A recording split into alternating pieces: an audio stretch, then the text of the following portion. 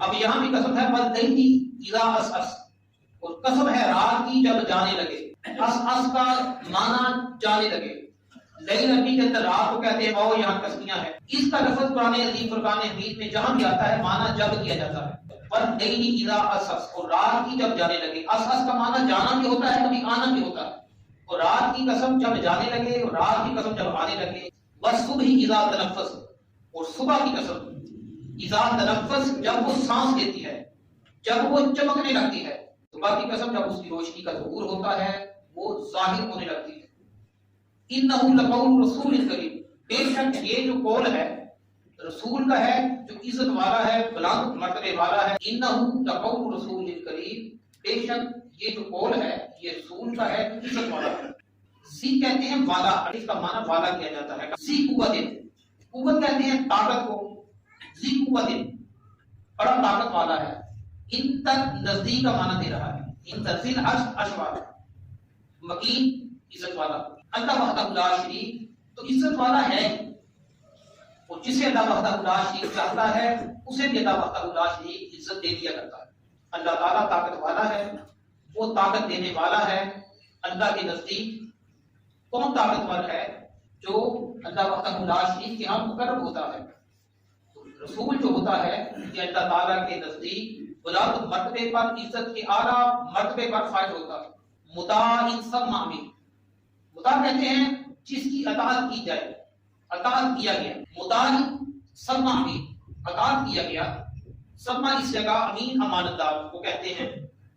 تو بعض مفسرین کرام نے یہ جو گفتگو چل رہی ہے اس سے مراد حضرت جبریل امین کو لیا ہے، اور زیادہ جمہور جو گئے ہیں وہ حضور اکرم صلی اللہ علیہ وآلہ وسلم کی طرف گئے ہیں کہ ان سے مراد مدینے کے تاجدار گنبد خضرا کے مکین ہے، کیونکہ قرآن کا جو مرکز و محور ہے وہ حضور کی ذات اقدس ہے۔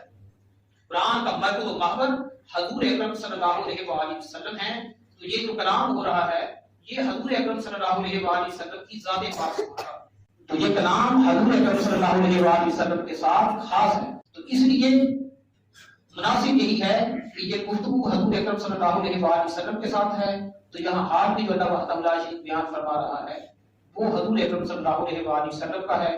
بہرکیف جبریل امین وہ بھی دوریوں کے سردار ہیں، فرشتوں کے سردار ہیں، ان کے اندر ایسی صفات ہیں جو دوسرے فرشتوں کے ہاں نہیں پائی جاتی۔ لیکن وحی لانے والے فرشتے جبریل امین ہیں، تمام نبیوں کی طرف وحی لانے والے یہی ہیں۔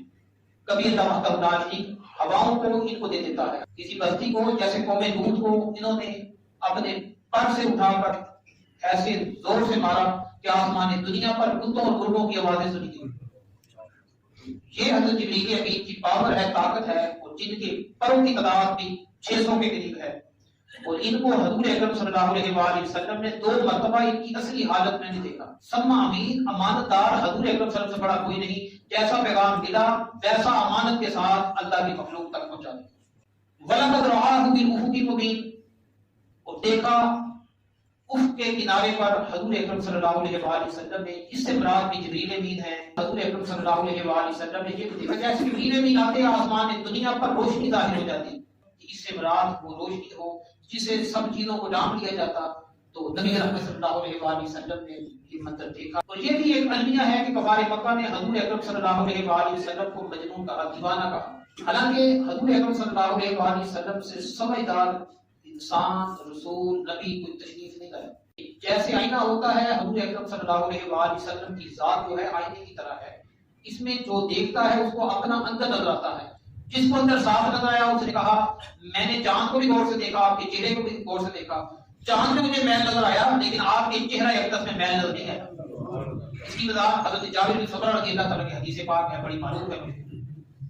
تو کبھی وہ چاند کو دیکھتے، کبھی چاند والے کو دیکھتے، آخر میں یہ کہا کہ یا رسول اللہ، یا حبیب اللہ، اس چاند میں مجھ کو میل نظر آیا لیکن آپ کے چہرہ انور میں میل نظر نہیں آیا، کیسے آپ کا وجہ واللیل اذا سجا، اے پیارے محبوب تیرے چمکتے چہرے کی قسم اور تیری سیاہ زلفوں کی قسم، تو کیسے آ سکتا تھا؟ جس کی قسم اللہ وحدہ لا شریک قرآن عظیم فرقان حمید میں کہا ہے وما هو علی الغیب بضنین، اور نہیں ہے یہ مقیم غیب بتانے میں۔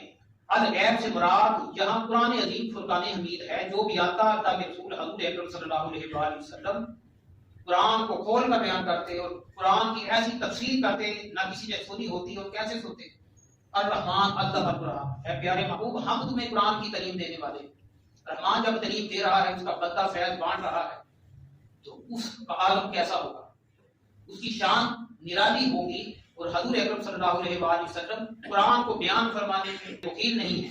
وما ہوا بقول شیطان الرجیم، اور نہ ہی یہ قول ہے شیطان مردود کا، جیسے کفار مکہ نے یہ بھی کہہ دیا تھا کہ قرآن نعوذ باللہ شیطان آپ پر القا کرتا ہے، آپ کے دل پر القا کرتا ہے، آپ بندوں کو بیان کرتے ہیں۔ ایسی بات نہیں ہے۔ شیطان کا کام ہوتا سب سے پہلے ابو جہل کے پاس جاتا، پہلے ابو جہل کے پاس جاتا جن کی میٹنگ میں وہ جایا کرتا تھا کہ اللہ کے رسول حضور اکرم صلی اللہ علیہ وآلہ وسلم نے کھول کر ہر بات کا ذکر خیر فرمایا۔ ان ہوا الا ذکر للعالمین، نہیں ہے یہ قرآن مگر نصیحت ہے، ذکر للعالمین تمام جہان والوں کے لیے۔ قرآن کو کبھی نصیحت کہا جاتا ہے، ذکر بھی معنی قرآن پاک کا کیا جاتا ہے، ذکر سے مراد قرآن ہے۔ قرآن کا جو فیض ہے اس کو حضور اکرم صلی اللہ علیہ وآلہ وسلم نے عام فرمایا ہے۔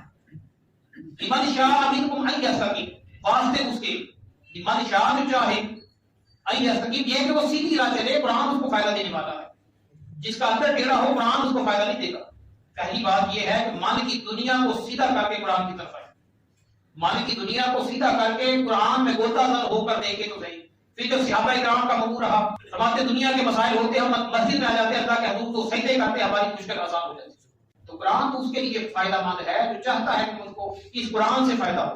وما تشاءون، جب تک وہ چاہتے نہیں ہیں کہ قرآن مجید فرقان حمید سے ہمیں ہدایت ملے، تو پھر ہدایت کیسے آ سکتی ہے؟ جب تک وہ چاہ نہیں رہے، جب تک وہ چاہتے نہیں ہیں کہ اس سے ہمیں ہدایت ملے، قرآن کو ہدایت دینے والا ہے۔ الا ان شاء اللہ رب العالمین، مگر یہ ہے کہ جو چاہے اللہ وحدہ لا شریک جو عالمین کا رب ہے وہ ہدایت دینے کے لیے تیار ہے۔ مشکوٰۃ شریف کی حدیث ہے کلکم ضال، تم میں ہر ایک گمراہ ہے، اذا من ہدیتہ، جس کو میں ہدایت دینا چاہتا ہوں وہ ہدایت ہو جاتا۔ تو قرآن ہدایت بن کے تشریف لایا ہے۔ حضور اکرم صلی اللہ علیہ وآلہ وسلم ہدایت کا سر چشمہ بن کے تشریف لائے۔ اگر وہ چاہتا ہے ہدایت یافتہ ہو جائے تو جیسے قرآن کو سینے سے لگانا پڑے گا، اسی طرح نبی رحمت صلی اللہ علیہ وآلہ وسلم کی احادیث کا جو گلدستہ ہے اس کو بھی سینے سے لگانا پڑے گا۔ پھر قرآن اور حدیث پر جب عمل پیدا ہوتے ہوئے انسان چلے گا۔ حضرت مجاہد رحمۃ اللہ تعالیٰ نے سے کسی نے سوال کیا کہ صراط مستقیم کیا ہے؟ فرمایا صراط مستقیم حضور اکرم صلی اللہ علیہ وآلہ وسلم کا راستہ ہے۔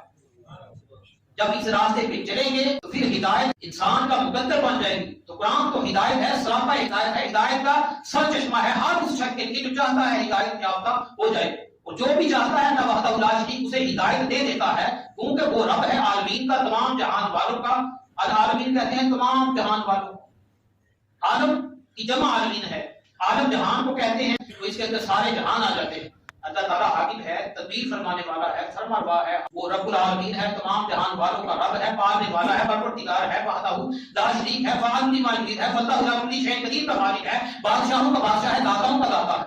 جب آپ اللہ وحدہ لا شریک کو پہچان لیں گے، قرآن کو سمجھ لیں گے، پھر ہدایت انسان کا مقدر پاتی چلی جائے گی۔ لیکن ایک نقطہ ذہن میں رکھ لیں، کوئی چاہے قرآن سے ہدایت حاصل بھی کرنا چاہتا ہے اور حضور اکرم صلی اللہ علیہ وآلہ وسلم کے طور طریقوں کے ایک طرف کر کے یہ گمراہی مقدر ہو سکتی ہے، ہدایت مقدر نہیں ہو سکتی۔ اللہ تعالیٰ سے دعا کرتا ہوں اللہ تعالیٰ ہمیں قرآن مجید فرقان حمید کو سمجھنے کی توفیق نصیب فرمائے۔